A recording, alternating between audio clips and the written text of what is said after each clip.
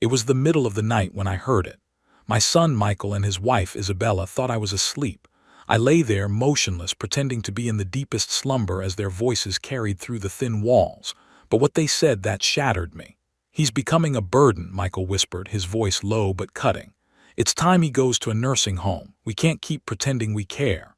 Isabella's laugh followed, cold, devoid of any warmth. "Exactly. And once he's gone, we can finally sell the house. It's worth almost $1 million. Then we can buy that place in Boulder we've been eyeing." The words pierced through me like ice. This wasn't just a betrayal. It was an orchestrated plan to rid themselves of me, like I was some inconvenience. And in that moment, something inside me snapped. Let me introduce myself. My name is Roy Hayes. I'm 60 years old, and you could say I've lived a full life. I built my wealth with my own hands, brick by brick, from nothing. My wife Ellen and I, we worked side by side for years to create a life together. I wasn't born into money, but I made it. I raised my daughter Caitlin with love, and I thought I'd earned my place in their hearts. But after that night, I realized I was just a stepping stone, a way to climb higher, a tool to get what they wanted. I didn't move from my spot in the bed. I stayed completely still, trying to control the storm that was building inside me. They didn't even know I'd heard.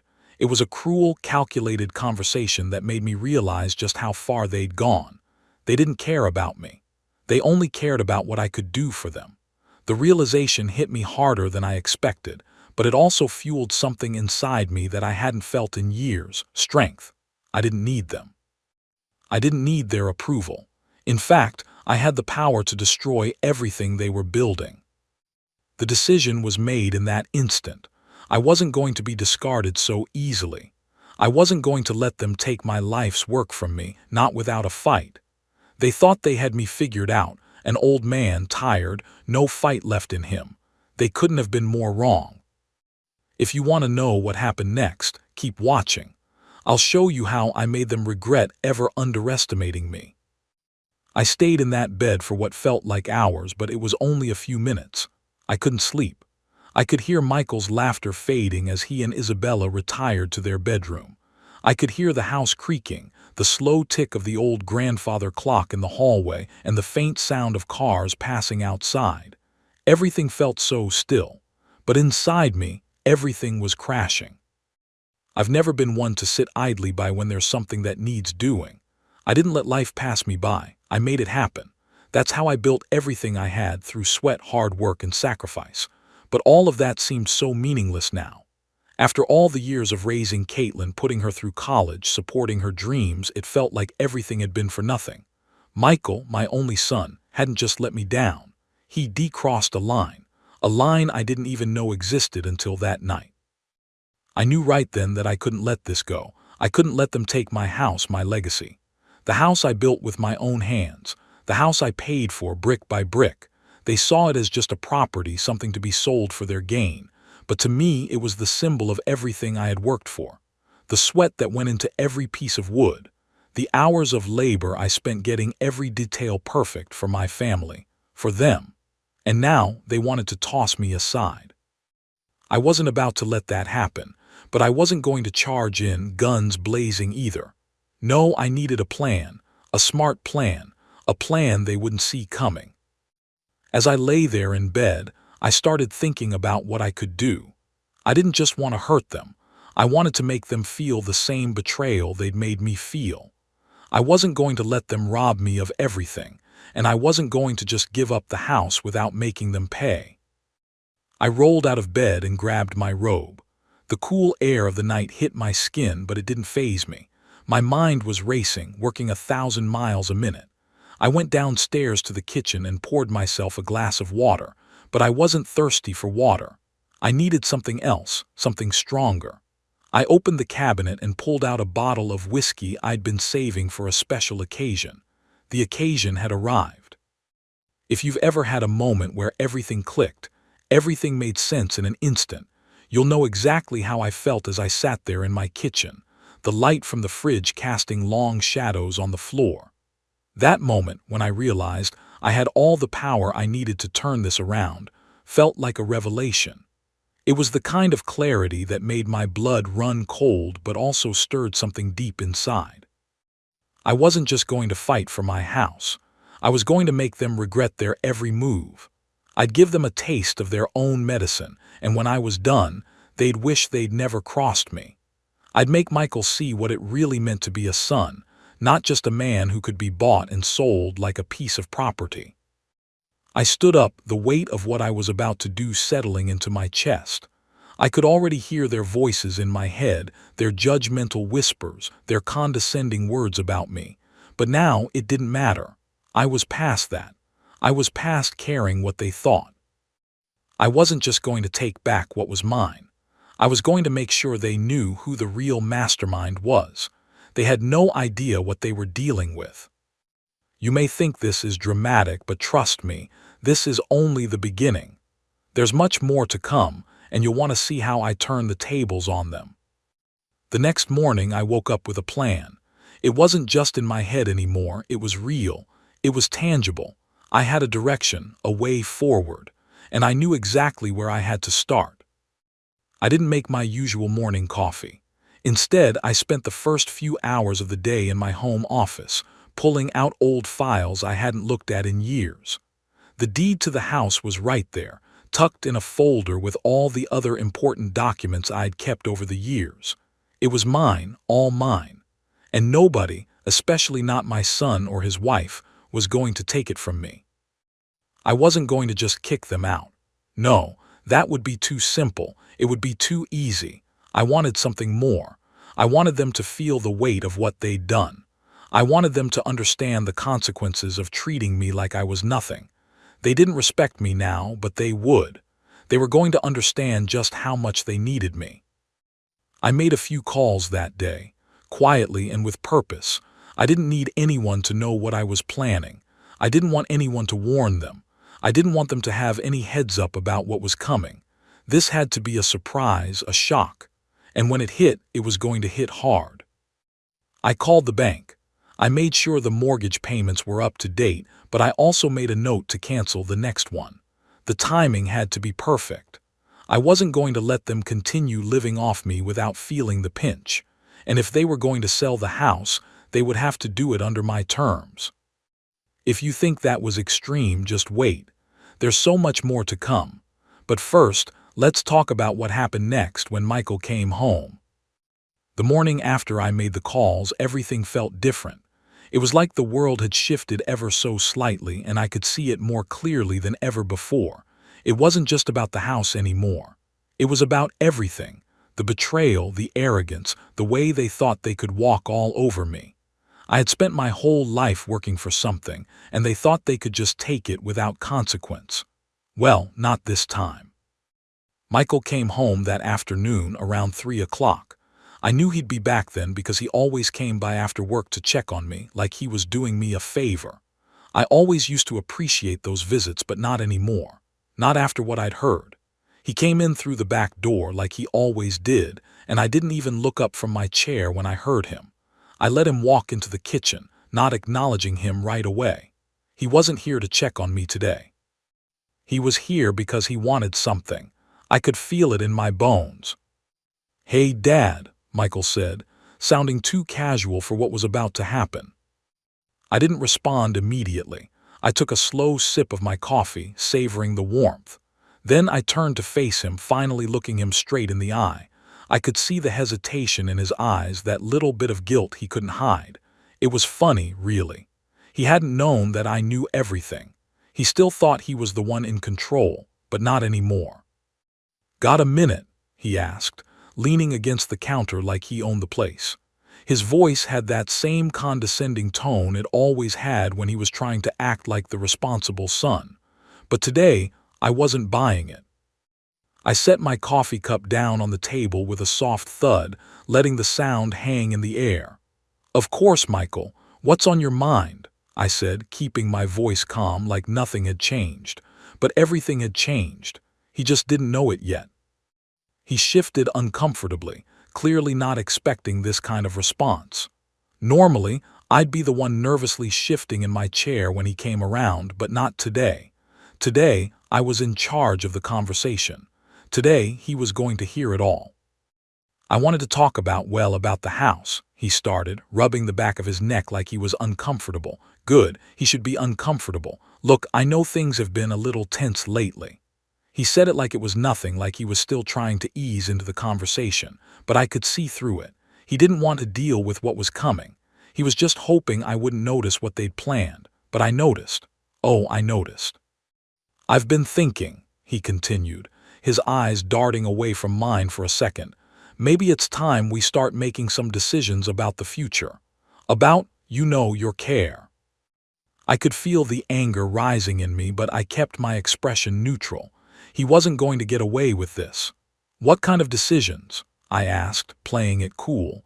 I wanted him to say it. I wanted him to come out with the words that would seal his fate. He hesitated. Well, maybe it's time to look at a nursing home. Somewhere you can get the care you need, Dad, I don't think. I didn't let him finish. I stood up from my chair and walked toward him. I was calm, but every step I took felt like the weight of the moment. I wasn't just confronting him. I was confronting everything he'd done, everything he thought he could get away with. Michael, I said, my voice low but firm, you're not putting me in a nursing home, not today, not ever. And as for the house, I paused, letting the tension hang in the air. You're not selling it, not without my permission. Do you understand? The look on his face was priceless. It was a mixture of shock, disbelief, and, dare I say, fear. He had no idea I knew about his plan, no idea that I had already made the first move. He had been so sure of himself, thinking he could manipulate me into doing whatever he wanted. But now the tables had turned. I don't know what you're talking about, he said, his voice faltering just a bit. I could see the cracks in his composure. He was lying, but I didn't need to push him too hard. He knew I knew. He could feel it. You want to take my house, Michael, I said, stepping closer, lowering my voice for maximum effect. You and Isabella want to take everything I've worked for and throw me away like I'm nothing. You think I'm some fool who doesn't know what's going on. He stammered, unable to come up with an excuse, unable to face the reality of what he'd done. Dad, I didn't mean it like that. I don't care how you meant it, I interrupted. The point is, you've already crossed the line, and now you're going to have to deal with the consequences. He opened his mouth to say something, but I raised my hand, cutting him off. I've worked my entire life for that house, Michael.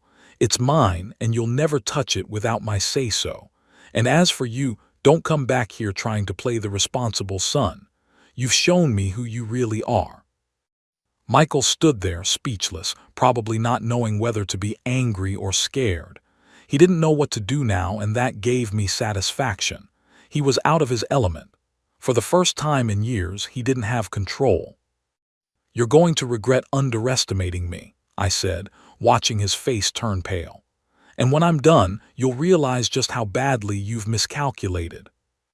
He turned and left without another word. I could hear the door slam behind him, but I didn't care. I had made my point. He thought he could get away with treating me like nothing, but I was going to make sure he realized just how wrong he was. Now I had their attention. The first move had been made, and this was just the beginning.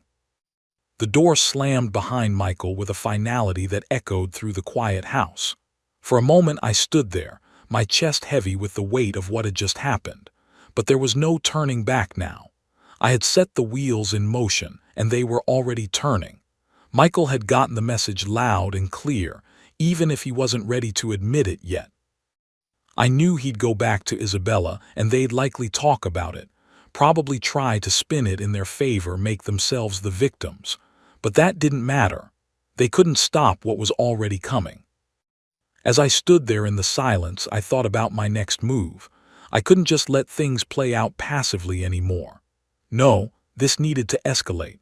Michael had thought he could push me aside, take advantage of me without consequences. But now, he was going to see how far I was willing to go to fight for what was mine. I went back to my office and sat down at my desk. The light from the window was dim as the afternoon faded into evening. I picked up the phone again and made a few more calls, this time to people who could help me make things difficult for Michael and Isabella. I wasn't looking to ruin them. No, I wasn't that petty. But I was going to remind them what it felt like to be powerless. One of the calls was to a local real estate agent, a woman named Linda who owed me a favor. We'd done business together in the past and she knew how I worked. When I told her I needed help, she didn't ask questions. She just said, "Consider it done." The next call was to the bank, where I'd made arrangements to pull out a large sum of money. Money that Michael had never known I had. If he thought he could just take everything from me, he was wrong. I was still the one in control here. After I hung up the phone, I felt a strange sense of satisfaction wash over me. There was something powerful about taking back control, about making them realize that I wasn't some helpless old man waiting to be discarded. I had power. I still had power, and I was going to use it. Later that evening, as I sat down to eat alone, my daughter, Caitlin, nowhere to be found and Michael still silent, I couldn't help but replay the conversation in my head. Michael's cold words still rang in my ears. "He's a burden." It wasn't just what he said that stung. It was the fact that he had already decided my worth, had already made up his mind that I no longer mattered. That my years of sacrifice, the house I had built, everything I had done for them, none of it mattered to him anymore. And then the thought struck me. This wasn't just about revenge on Michael.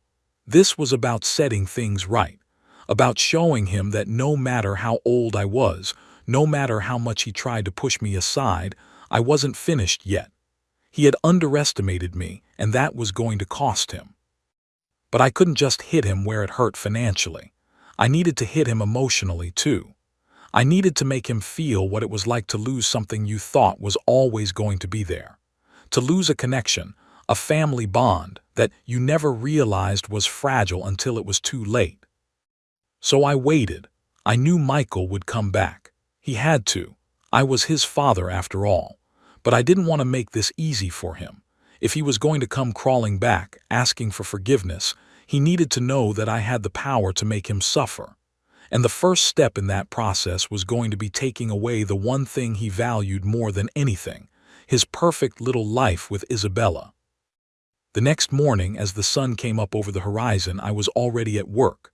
I'd spent the last few hours putting together a small but strategic document, a record of everything I had done for Michael, everything I had sacrificed. The college funds I had paid for, the wedding I had helped finance, the business loans I'd co-signed. All the times I had supported him, believing in his potential. The problem was, I had never asked for anything in return, not even gratitude. The document was simple yet thorough. It outlined every financial decision I had made, every sacrifice I had endured. It wasn't a threatening document. It was more like a mirror, a reflection of everything Michael had forgotten. I didn't plan to send it just yet. No, this was a weapon I was going to use at the right moment. When Michael came back, and I knew he would, I was going to show him what he had taken from me. I was going to remind him of the trust he had broken, the respect he had trampled on. But first I needed to take a little trip, a trip to see Isabella and her parents. They had no idea what was coming. I was done being the quiet, invisible father. If I was going to rebuild my relationship with Michael, or more likely, start a new one, I needed to make sure I was seen as someone worthy of respect. As the day wore on, I couldn't shake the feeling of anticipation. It was like a slow burn in my chest, that sense of power I hadn't felt in years. For so long, I had been the one who gave. I had been the one who sacrificed. But now it was my turn to take. And the best part was, I knew exactly how to do it. By the time the evening came, I was ready. I dressed carefully, nothing too fancy, but enough to show I wasn't just an old man anymore. I wasn't just someone who could be ignored. I was Roy Hayes, and I was about to remind everyone exactly who I was. Michael had been gone for almost a full day. I knew he was out there, probably thinking he could get away with things. But I was already one step ahead.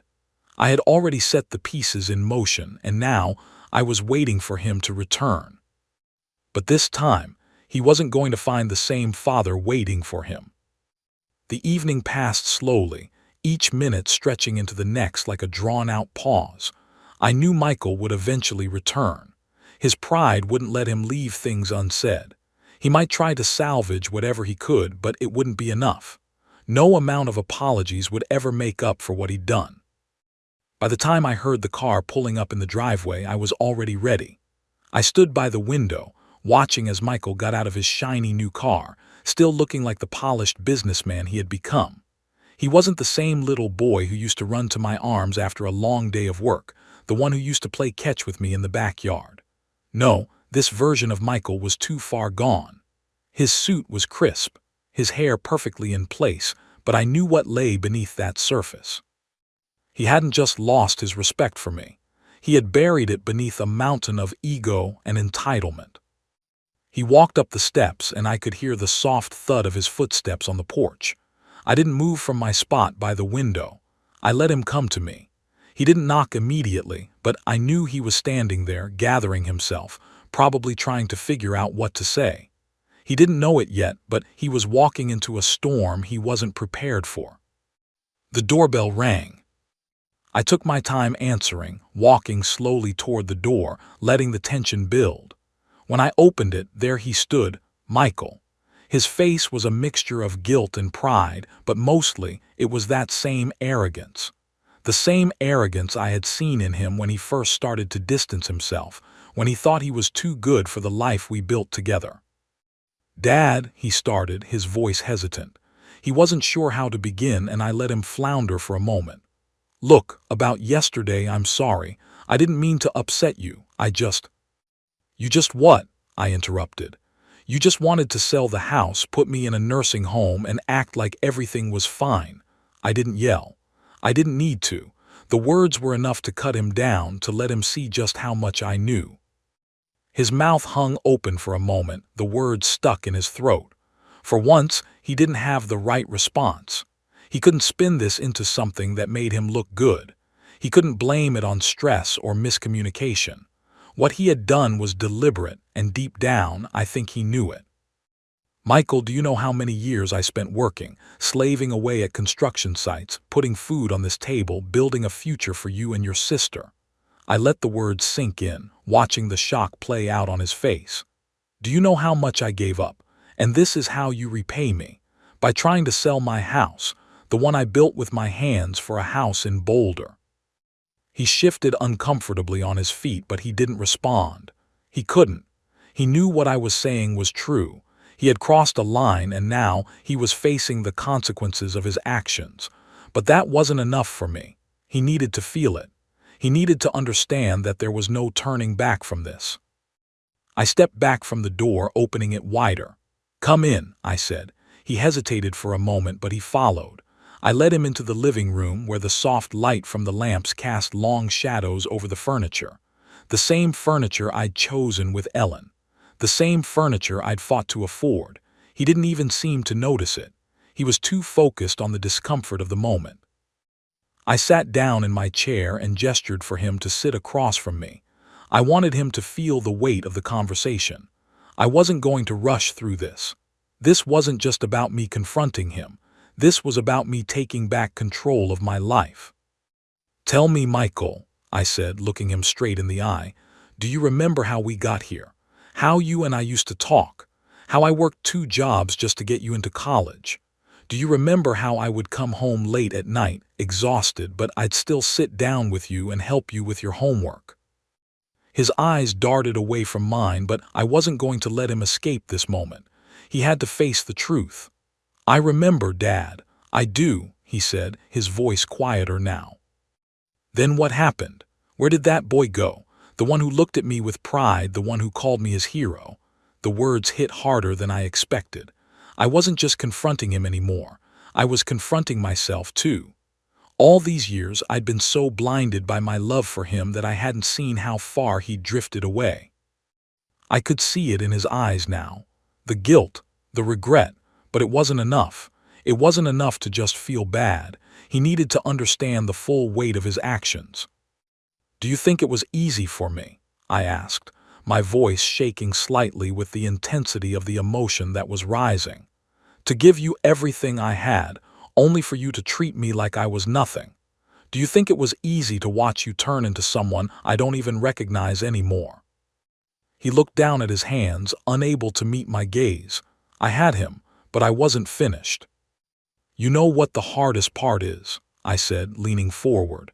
It's not that you've betrayed me, Michael. It's that you've lost the respect I had for you. And that's not something I can just give back, not after everything you've done. I could see the tears welling up in his eyes, but I didn't feel sorry for him. I didn't feel sorry for myself either. This wasn't about pity. This was about justice, and Michael had to understand that. The silence hung thick between us after my words. Michael stood there, his hands trembling slightly, his eyes red as he fought back whatever emotions were threatening to break through. For a moment I thought he might say something, apologize, explain himself, or even try to defend his actions. But all he did was look at the floor, unable to meet my gaze. And that was when I realized he wasn't just ashamed of what he had done. He was scared of facing the man I had become. I watched him for a long moment. I wasn't sure what I was waiting for, maybe an apology, maybe just an acknowledgement that he understood the depth of his betrayal. But instead, all I saw was a broken man, desperate to avoid the consequences of his actions. I broke the silence. You don't get it, do you? I asked, my voice quiet but firm. It's not just about the house. It's not about the money, the property, or any of that. It's about what you did to me. It's about how you treated me like I was disposable. Do you know how that feels? I saw a flicker of something in his eyes, a flash of recognition, a glimpse of guilt, but it was quickly masked by the same arrogance he always wore. He swallowed hard, trying to compose himself. Dad, I didn't mean to hurt you. I really didn't. I didn't buy it.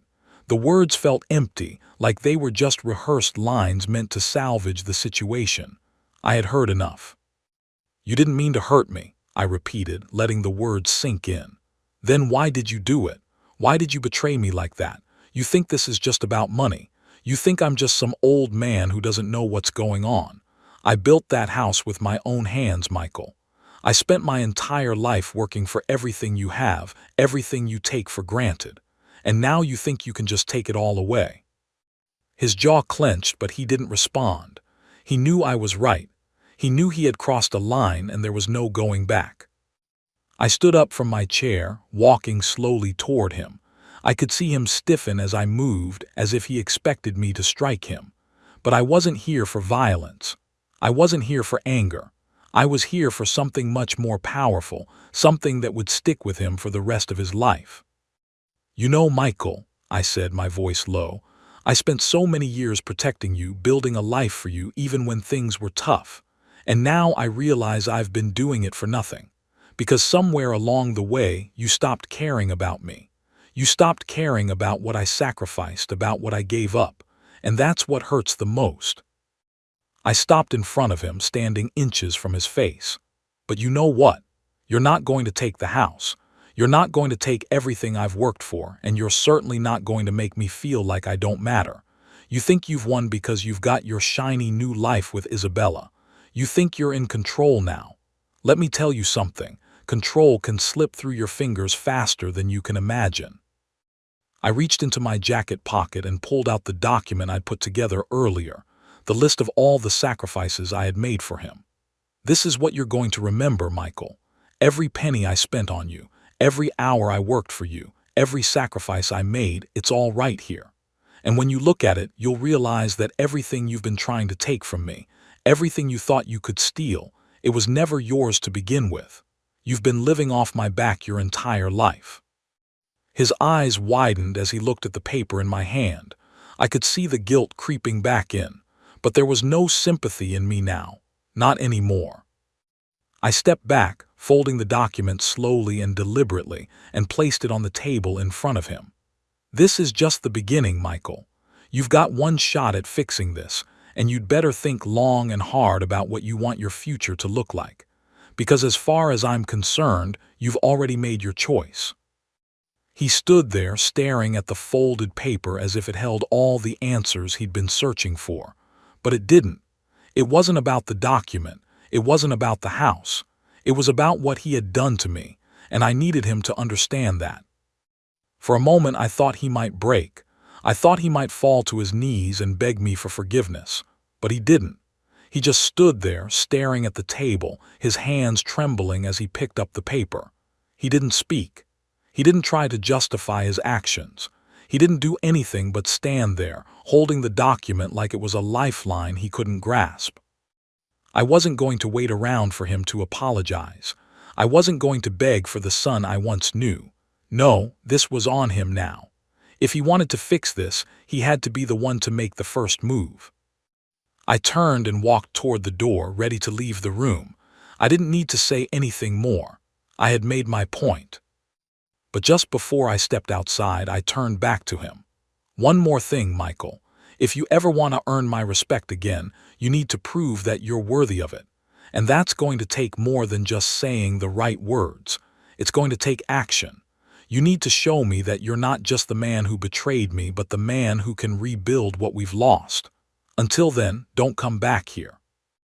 I left the room, leaving him standing there with the weight of his choices pressing down on him. For the first time in years, I felt lighter. I wasn't holding onto the past anymore. I had made my stand, and I was done pretending everything was fine. Michael needed to understand the consequences of his actions, and I had made sure he did. The days that followed felt like a strange kind of limbo. Michael didn't come by, not even to check in on me. It was the first time in a long while I didn't feel that uneasy sense of obligation hanging over me when I saw him, like I had to fix things, make everything better. But this time, it wasn't my responsibility. The damage had already been done, and now it was up to him to come to terms with it. If he was going to fix things, he would have to do it himself.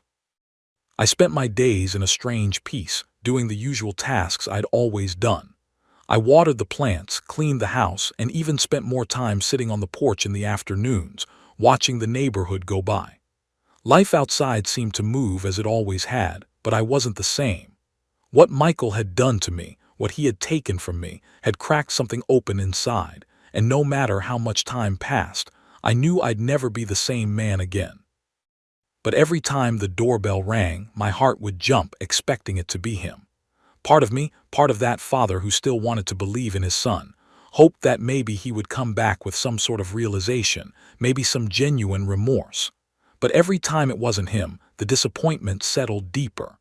And then the anger would rise again, not just at him, but at myself, for believing that a bond could be so easily broken.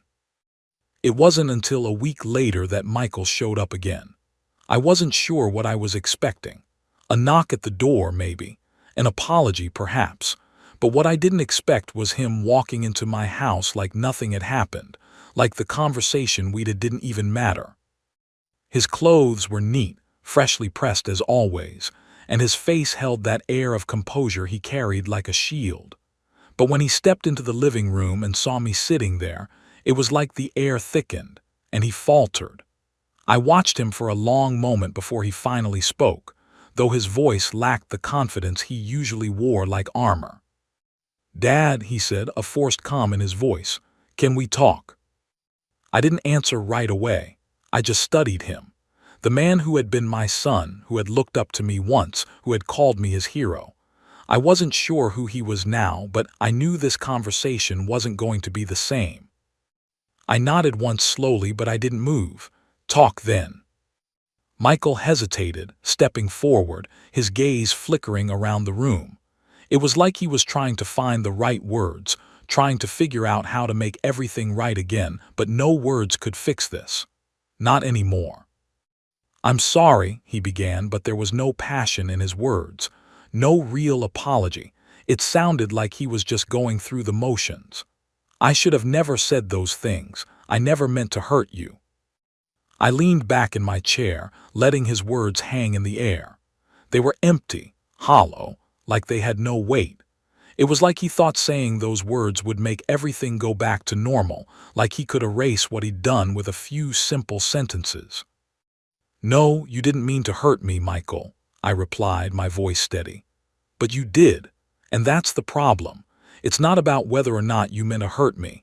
It's about the fact that you didn't even care enough to stop yourself. You were so caught up in your own life, your own plans, that you didn't see how much it would destroy me. He opened his mouth to respond, but I raised my hand, stopping him. I didn't need any more excuses. I didn't need him to explain himself. The time for talking had passed. You say you're sorry, but you haven't even begun to understand the damage you've done. You haven't even begun to understand how deep this goes, how much I've given for you, for this family, I said, my voice growing sharper, more bitter. And I don't know if I can forgive you for that. I don't know if I even want to. Michael flinched at the words, but he didn't back away. His face was a mixture of frustration and something else, guilt maybe, but it wasn't enough. It wasn't enough to undo the damage. I want to make it right, Dad, he said, finally sounding like he meant it. I'll do whatever it takes to fix this. The words were like a salve to a wound, but I wasn't sure if I believed him anymore. He'd already shown me who he was. His actions spoke louder than his words ever could. I stood up slowly, walking to the table where I had left the document. I picked it up and handed it to him. You want to make it right? Then take a good look at this. This is what I've done for you. This is what I've given you. And when you're ready to prove to me that you can make it right, you'll show me that you understand what I've sacrificed. Michael looked down at the paper in his hands, his face paling as he saw the list of everything I had done for him. The tuition fees, the loans I had co-signed, the hours of hard work that had gone into every decision I'd ever made for him. For a long moment, neither of us spoke. It was like we were both waiting for something, waiting for him to realize what he had done, waiting for me to decide whether or not I could forgive him. Finally, he spoke again, his voice quieter this time. I don't know how to fix this, Dad. I don't know how to go back. You can't go back, I said softly. Not anymore. What's broken between us can't just be fixed with a few words or promises. It's going to take more than that. And whether or not you're willing to do what it takes, Michael, that's up to you.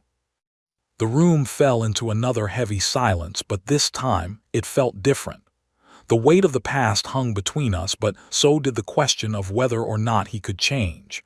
And if he did, if he really did try to make things right, then maybe, just maybe, there would be a chance for us again. But I wasn't going to hold my breath, not anymore. The days dragged on after that conversation. Michael left, his apology hanging in the air, but no real change had come from it. I had expected that. Words had always been easy for him, but actions, true, meaningful actions, were a different story. I spent my time alone, thinking about everything. The house, the life I had built, and the family I had fought so hard for. I had raised Michael to be better than this, to value loyalty, respect, and hard work. But somewhere along the way, those values had slipped away, buried beneath the comfortable life he had grown into. The more I thought about it, the more it became clear. The damage wasn't just to me.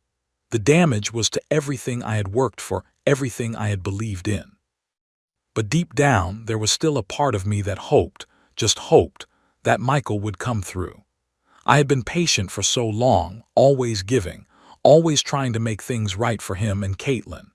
Maybe, just maybe, he would finally realize the weight of what he had done and take the necessary steps to rebuild what he had shattered. I wasn't sure if I could trust him again, but I wasn't ready to give up on him completely. At least not yet. Then, on the 5th day after our conversation, I got a call. It was from Michael. I didn't recognize the number, but I knew it was him. The number was local, but it wasn't his usual work number. A sense of unease settled in my chest as I picked up the phone. Dad, his voice came through, strained, like he had been waiting for me to answer. We need to talk. I could hear the seriousness in his tone, and it made me hesitate. This was different. He wasn't calling to offer some hollow apology or to justify his actions. There was something in his voice that told me this time he was ready to face the music. Where are you? I asked, my heart pounding in my chest. I'm at the house, he said. I need to come over, can you meet me? I didn't know what to expect, but I told him to come over. When the doorbell rang later that afternoon, I wasn't sure what I was about to face. Would he walk in with more excuses, more lies, or would he come in with something that could change everything? I opened the door slowly. Michael stood there, but this time there was no polished suit, no mask of arrogance. He looked different, tired, maybe even older, but there was a sincerity in his eyes that hadn't been there before. He stood at the door for a long moment, his hands in his pockets, before he finally spoke. "Dad, I've been thinking a lot about everything, and I know I've screwed up. I know I've hurt you and I can't take that back, but I need you to know I'm ready to make it right. I'm ready to do the work." I studied him carefully, watching his every move, trying to decide whether I believed him. I wasn't sure what to say at first. His words were exactly what I had wanted to hear, but I wasn't sure they were enough. Not yet. Not after everything that had happened.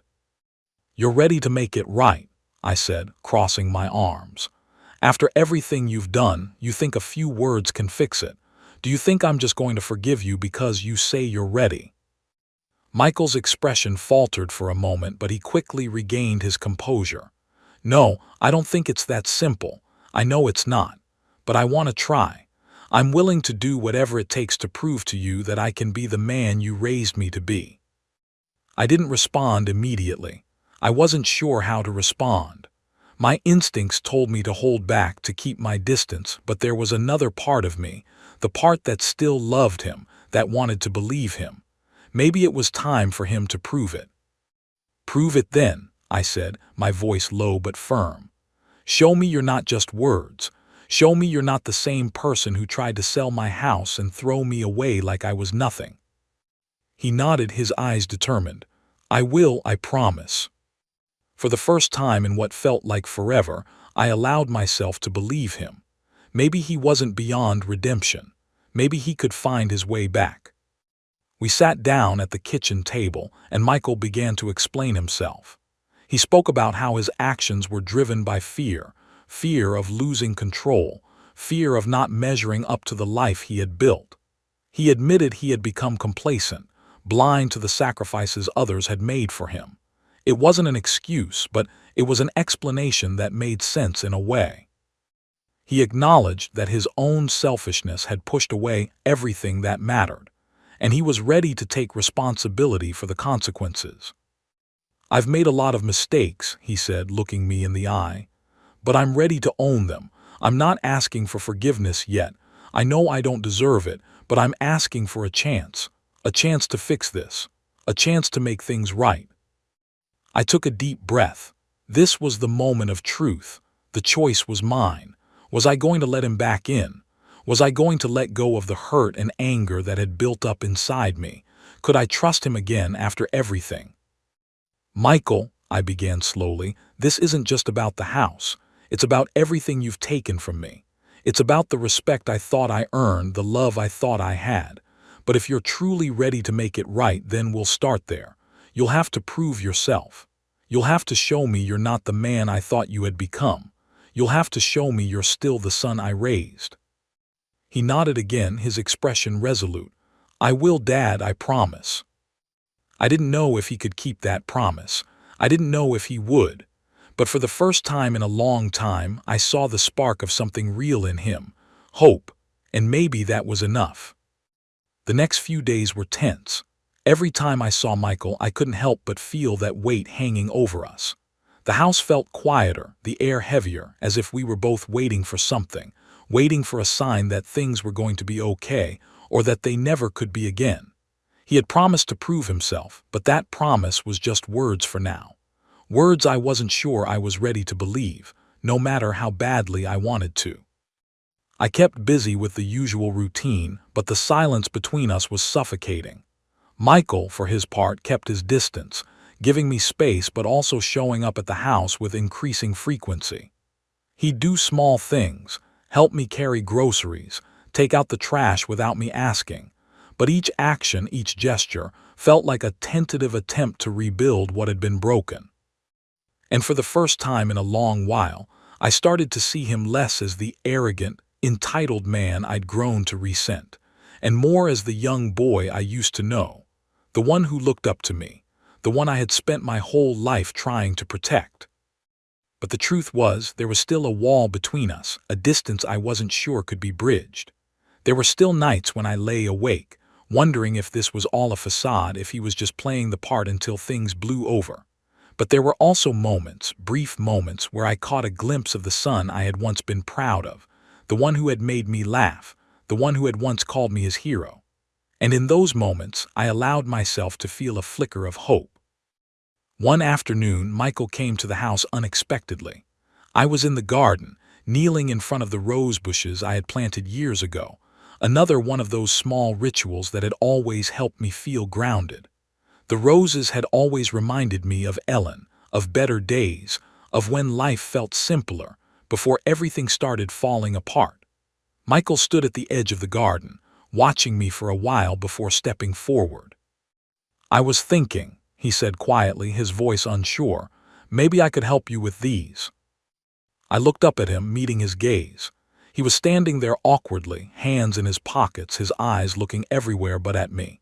He didn't wait for me to answer, just knelt beside me and picked up the shears. Without saying a word, he started trimming the dead branches, the first sign that he was doing something without me asking, without me needing to tell him. He didn't need to, but he did. And that small act felt like a turning point. "You know," I said, breaking the silence, "your mother used to love roses. We used to plant them together every spring. She said they were a symbol of love and resilience." Michael paused for a moment, then carefully trimmed a few more branches. "I remember that," he said quietly. "I remember her telling me that." There was something different in his voice now, something sincere. He wasn't just going through the motions anymore. He wasn't pretending. In that moment, I realized that maybe, just maybe, he was starting to understand what it really meant to care about something other than himself. We worked in the garden for the next hour, saying little but getting a lot done. The silence between us wasn't uncomfortable this time. It felt like the beginning of something new, a subtle change in the air. When we were finished, Michael stood up and wiped his hands on his pants. "I know I've hurt you, Dad," he said, his voice more steady now. "And I know I can't take that back, but I'm going to do everything I can to make up for it. I don't know what the future holds, but I want to be part of it. I want to be the kind of man who deserves to be in your life." I stood up slowly, brushing the dirt from my knees. For the first time in what felt like forever, I saw him as the man I had always hoped he would become, not perfect, but real. Someone who understood the weight of his actions and the effort it took to make things right. "You're already starting," I said, my voice softer than it had been in years.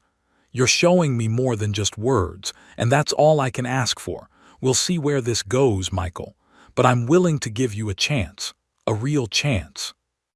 He smiled, genuinely this time, with no facade, no bravado, just a simple smile of relief. It wasn't the kind of smile that erased the past, but it was the kind of smile that said maybe we could move forward slowly and rebuild the trust that had been lost. As the sun began to set, we stood together, looking at the rose bushes. The garden was starting to look like it once had, full of life, vibrant and full of promise. And in that moment, I realized something. Maybe life wasn't about having everything figured out, about always being perfect. Maybe it was about growth, about giving people the chance to change and to prove that they could be better. Maybe this was the beginning of something new, something worth fighting for. I wasn't sure where this would go, whether Michael would truly follow through on his promises or whether this fragile reconciliation would fall apart. But for the first time in a long time, I was willing to try. Because what I realized, standing there with Michael in the garden, was that sometimes the most important thing wasn't revenge. It was redemption. And maybe, just maybe, we could find it together.